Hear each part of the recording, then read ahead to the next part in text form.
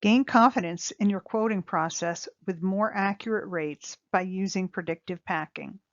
Does your business use the seesaw quoting process? Push rates up to ensure your costs are covered, only to discover a lower order conversion rate?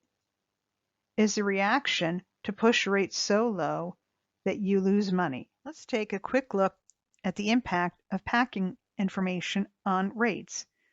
Let's assume we're thinking we've got a package that we're shipping out at 25 pounds. We're going to expect certain costs from the carriers when quoting. In this case, we're thinking we're going to pay $28.80 to FedEx. But what if at the time that shipment is sent, it's actually 2 packages? That makes a difference in the cost of FedEx, and now I'm going to be paying $35.25. Level out the seesaw and get more accurate rates by better packing.